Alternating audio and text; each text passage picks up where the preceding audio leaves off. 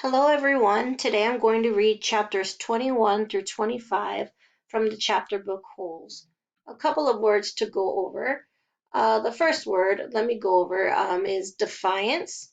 And defiance is when you disobey, resistance, disobedience. So for example, if your mom says, "Hey, I said go clean your room," and you're like, "I don't wanna," and you stick out your tongue, you're showing defiance.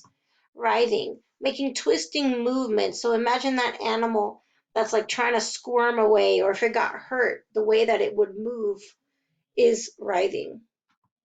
And then grotesque, when something is super ugly or messed up, or even in a funny, gross, ugly way, then it is grotesque.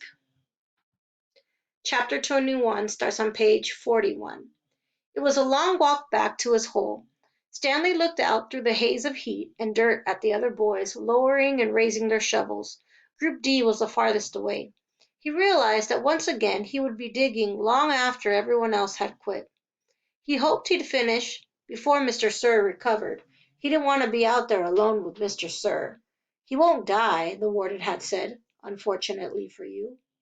Walking across the desolate wasteland, Stanley thought about his great-grandfather, not the pig-stealer, but the pig-stealer's son, the one who was robbed by Kissing Kate Barlow. He tried to imagine how he must have felt after Kissing Kate had left him stranded in the desert. It probably wasn't a whole lot different from the way he himself felt now. Kate Barlow had left his great-grandfather to face the hot, barren desert. The warden had left Stanley to face Mr. Sir. Somehow his great-grandfather had survived for 17 days before he was rescued by a couple of rattlesnake hunters. He was insane when they found him. When he was asked how he had lived so long, he said he found refuge on God's thumb. He spent nearly a month in a hospital. He ended up marrying one of the nurses. Nobody ever knew what he meant by God's thumb, including himself. Stanley heard a twitching sound. He stopped in mid-step with one foot still in the air. A rattlesnake lay coiled beneath his foot. Its tail was pointed upward, rattling. Stanley backed his leg away, then turned and ran. The rattlesnake didn't chase after him. It had rattled its tail to warn him to stay away. "Thanks for the warning," Stanley whispered as his heart pounded. The rattlesnake would be a lot more dangerous if it didn't have a rattle. "Hey, caveman," called Armpit, "you're still alive." "What the warden say?" asked X-Ray. "What'd you tell her?" asked Magnet.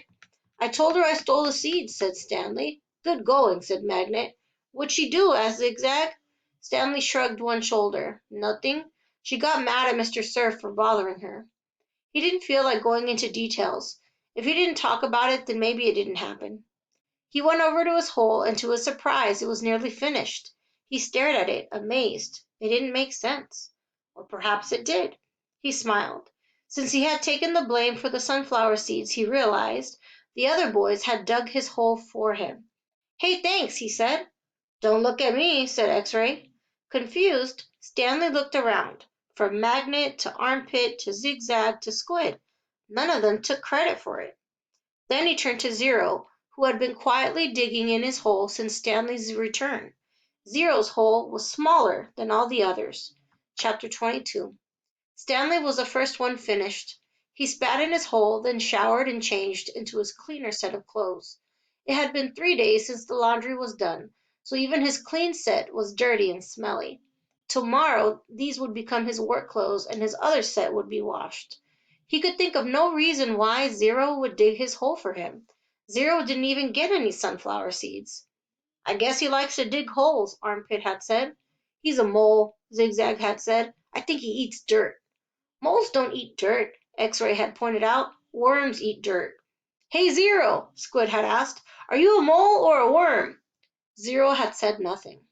Stanley never even thanked him. But now he sat on his cot and waited for Zero to return from the shower room. "Thanks," he said as Zero entered through the tent flap. Zero glanced at him, then went over to the crates where he deposited his dirty clothes and towel. "Why'd you help me?" Stanley asked. Zero turned around. "You didn't steal the sunflower seeds," he said. "So, neither did you," said Stanley.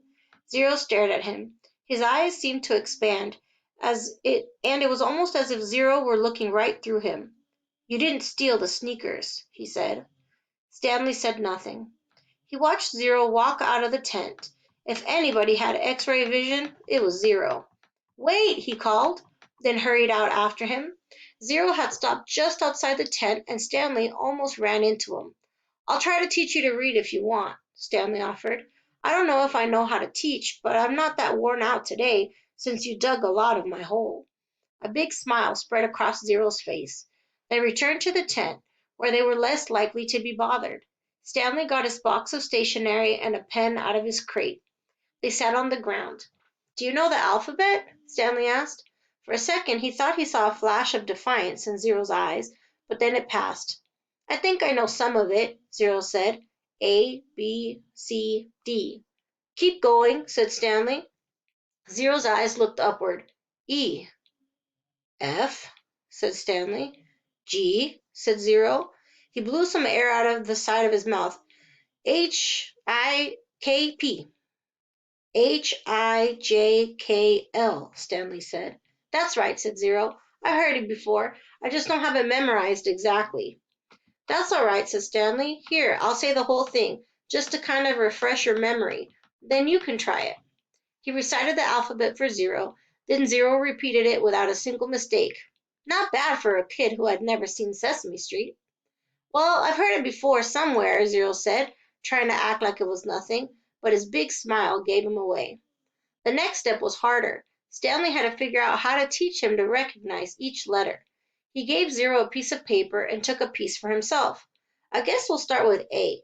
He printed a capital A, and then Zero copied it on his sheet of paper. The paper wasn't lined, which made it more difficult, but Zero's A wasn't bad, just a little big. Stanley told him he needed to write smaller, or else they'd run out of paper real quick. Zero printed it smaller. Actually, there are two ways to write each letter, Stanley said, as he realized this was going to be even harder than he thought. That's a capital A, but usually you'll see a small a. You only have capitals at the beginning of a word, and only if it's the start of a sentence or if it's a proper noun, like a name. Zero nodded as if he understood, but Stanley knew he had made very little sense. He printed a lowercase a, and Zero copied it. So there are 52, said Zero. Stanley didn't know what he was talking about. Instead of 26 letters, there are really 52.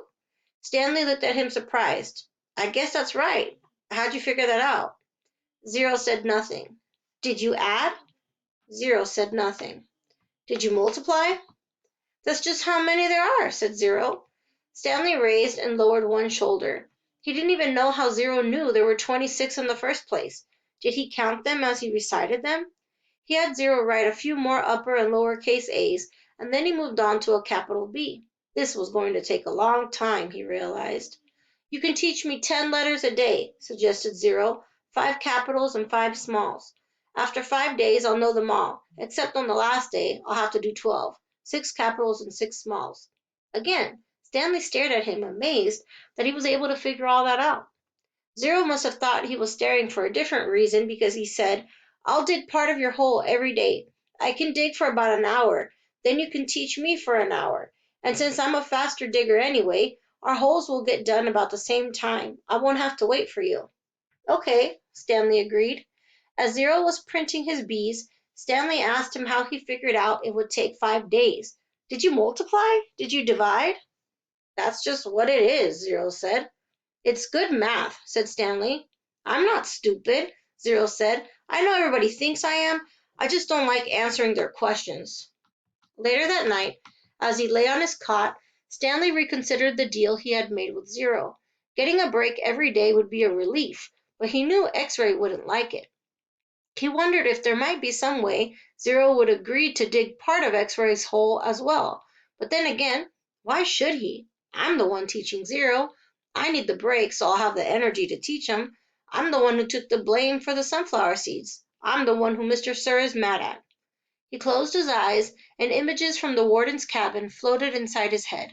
Her red fingernails, Mr. Sir writhing on the floor, her flowered makeup kit. He opened his eyes. He suddenly realized where he'd seen the gold tube before. He'd seen it in his mother's bathroom, and he'd seen it again in the warden's cabin. It was half of a lipstick container. KB. KB. He felt a jolt of astonishment. His mouth silently formed the name Kate Barlow, as he wondered if it really could have belonged to the kissing outlaw. Chapter 23. 110 years ago, Green Lake was the largest lake in Texas. It was full of clear, cool water, and it sparkled like a giant emerald in the sun. It was especially beautiful in the spring, when the peach trees which lined the shore bloomed with pink and rose-colored blossoms. There was always a town picnic on the 4th of July. They'd play games, dance, sing, and swim in the lake to keep cool. Prizes were awarded for the best peach pie and peach jam. A special prize was given every year to Miss Catherine Barlow for her fabulous spiced peaches. No one else even tried to make spiced peaches because they knew none could be as delicious as hers. Every summer Miss Catherine would pick bushels of peaches and preserve them in jars with cinnamon, cloves, nutmeg, and other spices which she kept secret. The jarred peaches would last all winter. They probably would have lasted a lot longer than that, but they were always eaten by the end of winter. It was said that Green Lake was heaven on earth, and that Miss Catherine's spiced peaches were food for the angels. Catherine Barlow was the town's only school teacher. She taught in an old one-room schoolhouse. It was old even then. The roof leaked, the windows wouldn't open, the door hung crooked on its bent hinges. She was a wonderful teacher, full of knowledge and full of life. The children loved her. She taught classes in the evening for adults, and many of the adults loved her as well. She was very pretty. Her classes were often full of young men who were a lot more interested in the teacher than they were in getting an education. But all they ever got was an education. One such young man was Trout Walker. His real name was Charles Walker, but everyone called him Trout because his 2 feet smelled like a couple of dead fish. This wasn't entirely Trout's fault. He had an incurable foot fungus. In fact, it was the same foot fungus that 110 years later would afflict the famous ball player Clyde Livingston. But at least Clyde Livingston showered every day. "I take a bath every Sunday morning," Trout would brag, "whether I need to or not." Most everyone in the town of Green Lake expected Miss Catherine to marry Trout Walker. He was the son of the richest man in the county. His family owned most of the peach trees and all the land on the east side of the lake. Trout often showed up at night school, but never paid attention. He talked in class and was disrespectful of the students around him. He was loud and stupid. A lot of men in town were not educated. That didn't bother Miss Catherine. She knew they'd spent most of their lives working on farms and ranches and hadn't had much schooling. That was why she was there, to teach them. But Trout didn't want to learn. He seemed to be proud of his stupidity. "How'd you like to take a ride on my new boat this Saturday?" he asked her one evening after class. "No, thank you," said Miss Catherine. "We've got a brand new boat," he said. "You don't even have to row it." "Yes, I know," said Miss Catherine. Everyone in town had seen and heard the Walkers' new boat. It made a horrible loud noise and spewed ugly black smoke over the beautiful lake. Trout had always gotten everything he ever wanted. He found it hard to believe that Miss Catherine had turned him down. He pointed his finger at her and said, "No one ever says no to Charles Walker." "I believe I just did," said Catherine Barlow. Chapter 24.